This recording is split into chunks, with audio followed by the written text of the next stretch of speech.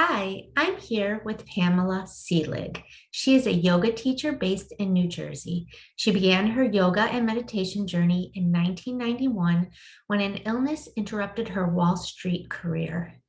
Along with helping recovery, the impact of her meditation led to a lifelong pursuit of perceiving and sharing yogic wisdom through practice, teaching, and writing. And she is joining me today to talk about her book, Threads of Yoga.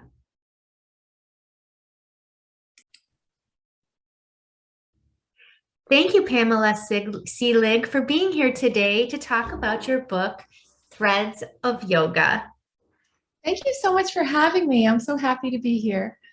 I am so happy you're here today, too. I just loved your book, and I can't wait for everybody to hear what it's all about. Oh, great. So go ahead and tell us what inspired you to write this book. Well, when I first began yoga and meditation, I sort of think of those two words as synonyms, yoga and meditation. I was fascinated by the background, like the philosophy. Where does this come from?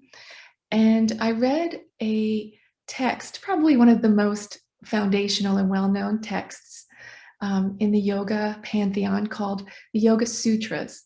And they were written about 2,000 years ago by a sage from India named Patanjali.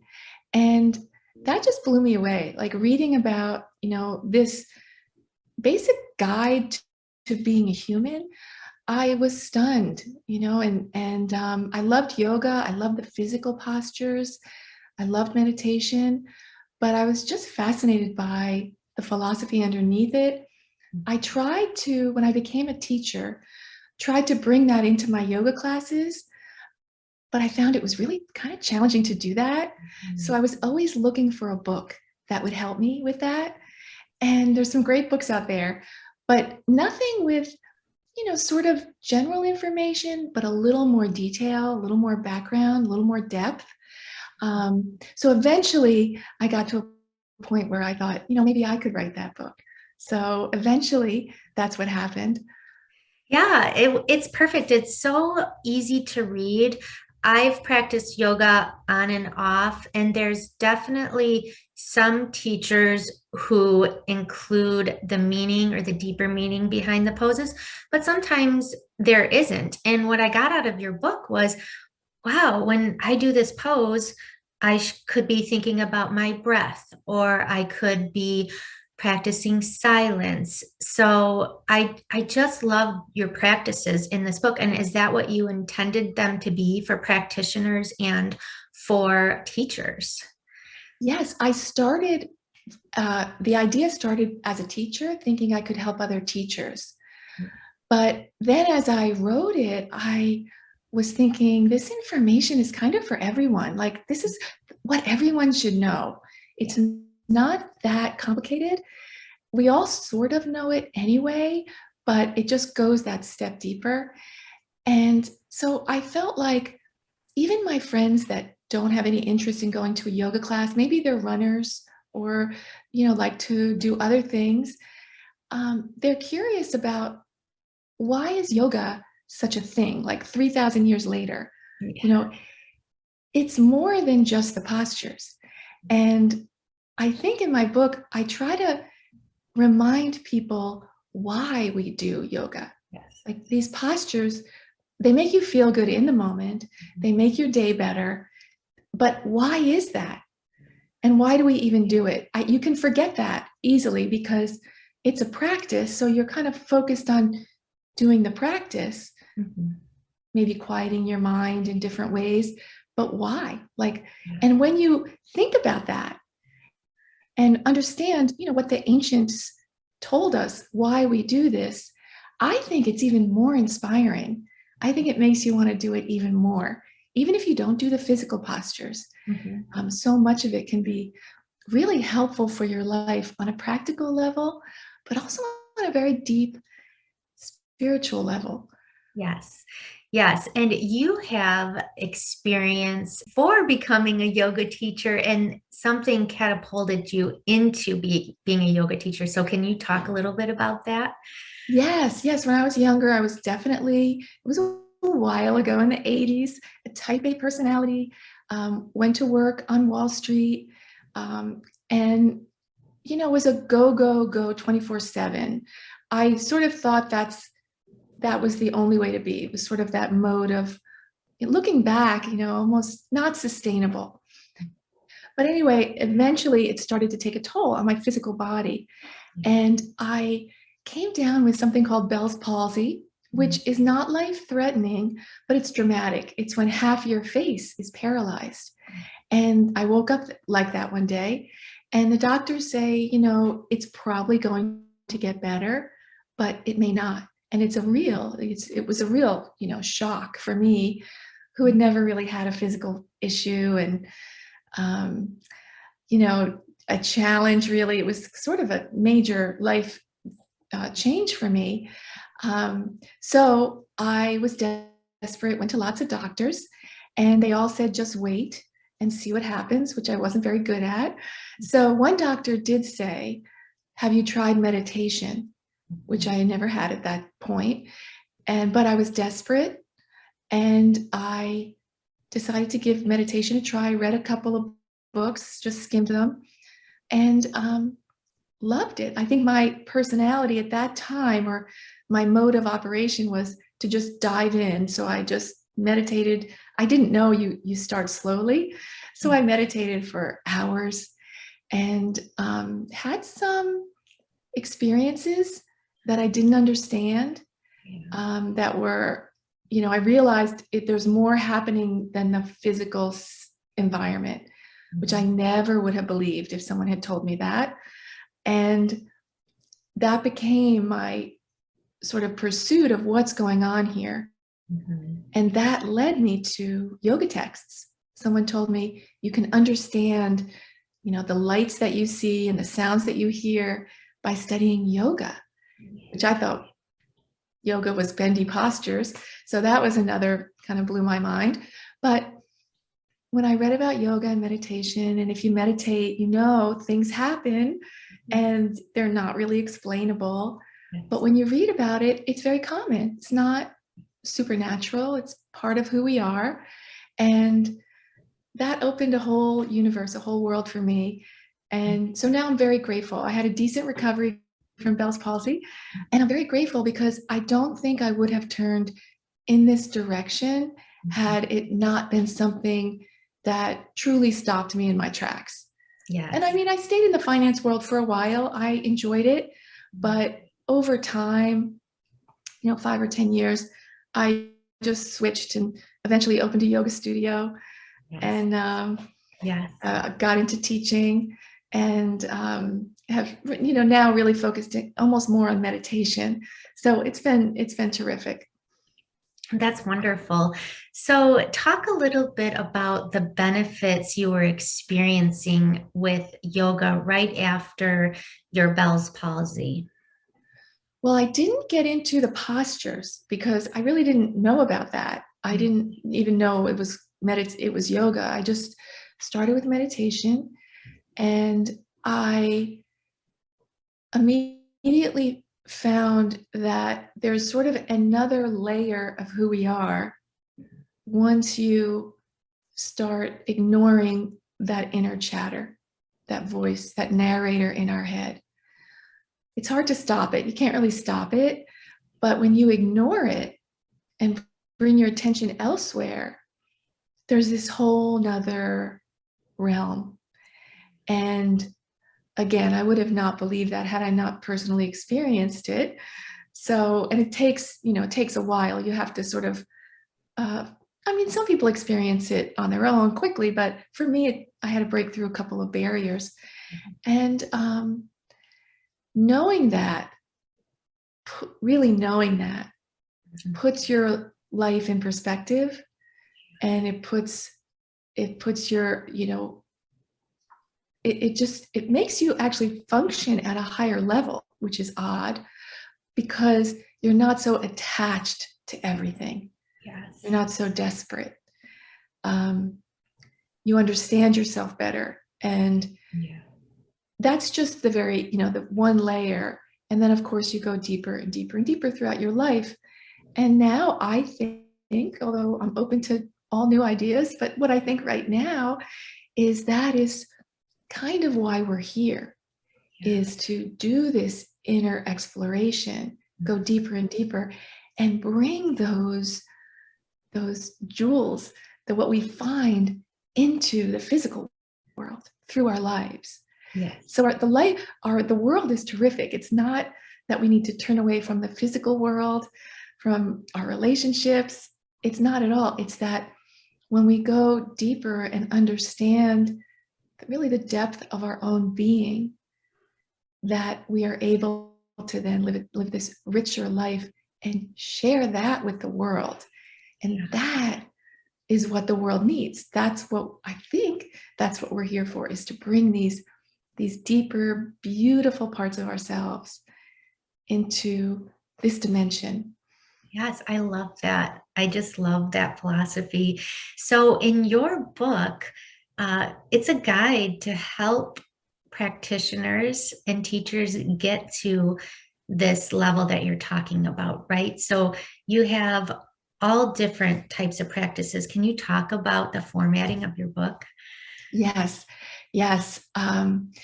It is a practical, actual guide. There's a story too. It's a story.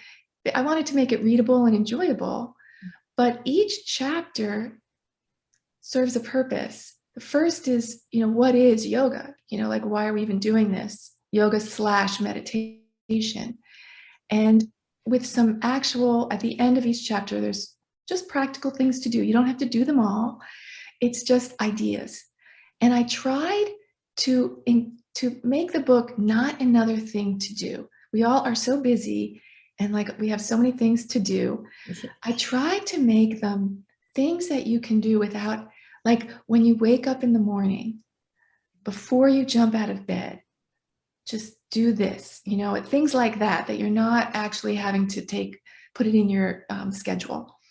I do also do a lot of meditation ideas, and also you have to know some basics, some sort of, basics, tried and true meditation technique with breath. Things like that are included, but it's not a bunch of stuff you have to get done at all.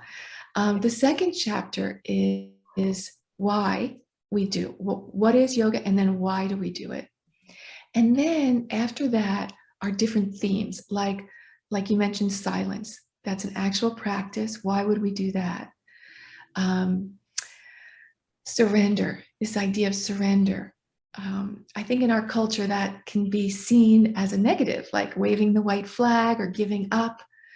We'll just hang on till the bitter end. But in the yoga world, this idea of surrender is associated with acceptance, and accepting what's happening, not giving into it necessarily, or accepting bad behavior, or it's accepting and then taking action in a non-stressful way. It's just, it is what it is. There's only so much we can control. This is how I'll respond. And it's all very, very, very much connected with present moment awareness, that yoga brings us into the present moment. Meditation is a practice of being in the present moment. It's all we have. And acknowledging that, using the body, using the breath to remember that, is a so simple, yet profound way to live our lives. And the breath is, we all have it, we're all breathing, it's free. We all have our attention, where we place our attention, and we have the breath. So with those two things, you can really, live in a very deep and profound way. Yeah, so for someone who's just starting out in yoga or meditation, what advice do you have?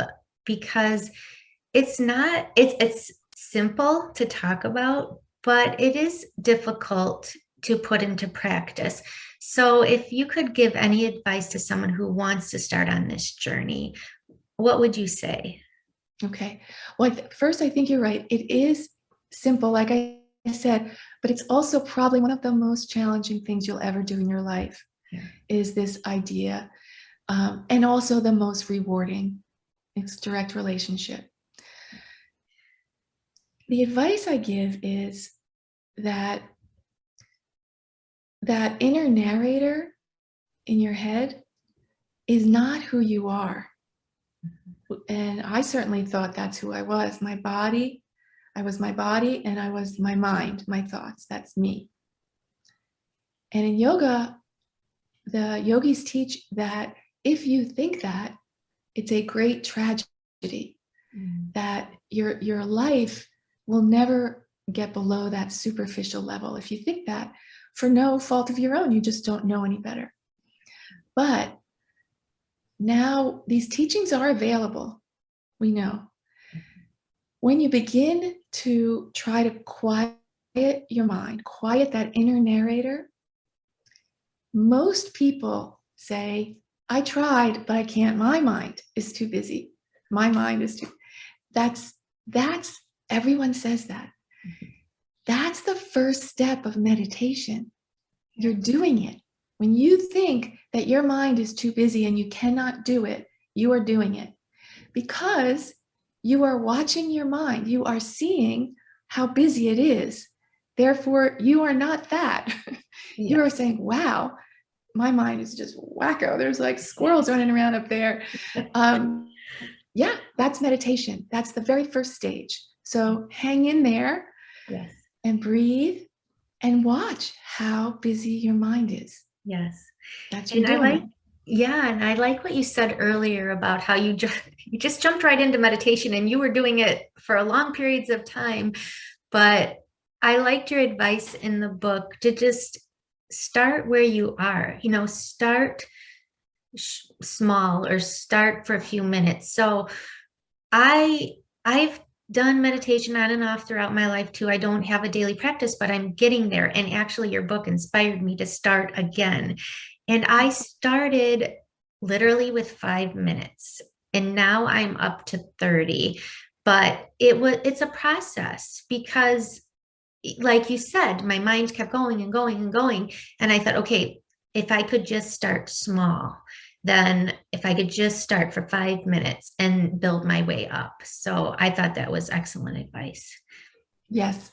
And for some people, it may be 3 breaths, and they might just sit like when they're in the car line, or doing something they have to do anyway. Just say, I'm going to do those 3 breaths where I really just focus on feeling the breath, these slow breaths in the body. That's meditation. Yeah. And you'll feel the relief after those 3 breaths. Yes. And I guarantee it's going to make you want to do 5 breaths when you have that time. Yeah. It's just, it truly does build on itself. You'll fall off the wagon like we all do. Sometimes, life really does throw stuff at you, but that's why it's a practice. Yes. And no judgment. Like, no one's judging us. When I did start again, I definitely felt less stressed throughout the day, and I was noticing it. Like I went grocery shopping and I was so much calmer. I wasn't being frustrated of not finding what I needed. It was okay, it's not there. So I think a lot of times, and I did this, I don't have time to meditate. I don't have time. What do you say to people who are like, I don't have time? Mm-hmm. Well, life is busy. Yeah. And I don't think most people don't have time to add anything new. Yeah. But time is funny. Like just think when things happen, like you don't have any time, but your dog gets sick. Yes. There is time. Yes. There is. So think about what your priorities are, what you want, Yes. and design your life, do it.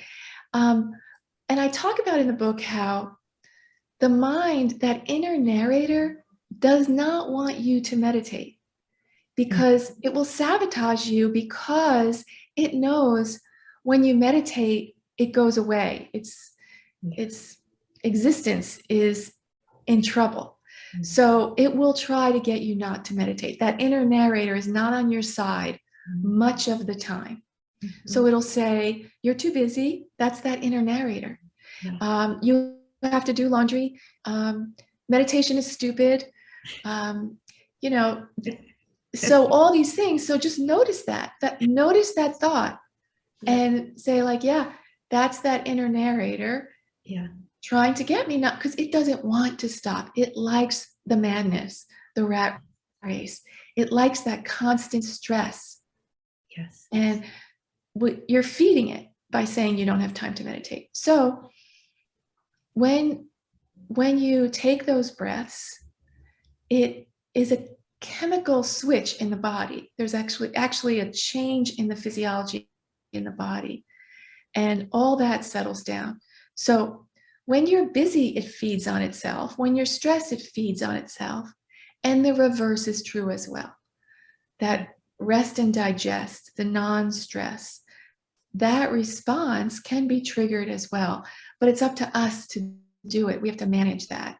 And sometimes, you have to stop the momentum of stress to come out of it. So Yeah. that's logic, but you just have to be strong. Yeah. And that voice starts. Yeah. And I like what you said about, if your dog gets sick or, if something comes up in your life that you unexpected, like the other week, my daughter was sick and she was home for 3 days. And I, I've set whatever I had aside to be with her and to help her get better. And hey, I survived, and all those things didn't need to be done that I had on my list to do. They could wait 3 days. So Mhm. in that I noticed, I was okay. And it just fit into, I made it a priority. And so I love that you said that so you can make a priority what really needs to happen in your life. So meditating is one thing that you can add to your life, or yoga. It's true. It's true. Yeah. Okay, so tell me what you're up to now. So now the book came out about 5 months ago. So I was dedicating 6 months to really promoting it, getting it out there. So that's been great. Um, I've been also teaching online really since the pandemic. Um, and I've been teaching mostly meditation, and primarily it's a 3-week course where it's not a lot of time. It's 1 hour for three weeks in a row. And um, it's nice because you learn something and then practice it for a week, learn something, practice it for a week. And hopefully by the end, you have like a practice established.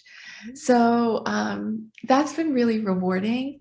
So I do it probably once or twice a month. I have another one at the end of March coming up. And then I hope to start to write a new book. So I really enjoyed that process. So, Good. so that'll be next, and continuing to teach, hopefully in person soon. That's great. So the one online, is that open nationally? Yes, Okay. yeah, it's I sold my yoga studio in 2018. So I still work through the studio. My good friend purchased it, so that was nice. So it's through the studio, but everything's online, and I offer through my website, PamelaSeelig.com. So anything I offer is there on the website also. Oh, that's wonderful. I'm going to have to check that out. And I hope my viewers and listeners will look into that as well, because if you're teaching it, that can jumpstart someone's meditation. Yeah, So, yeah. yeah. Okay. And so, where can people find your book, Threads of Yoga? Well, you can find it in your local bookstore. Many have it, some order it. And then Amazon also, it's available. So really wherever books are sold, they should have it. Well, perfect. Well, thank you so much for joining me this morning. I learned a lot. Oh, thank you so much for having me. I so appreciated this. Loved our conversation. Oh, you're welcome.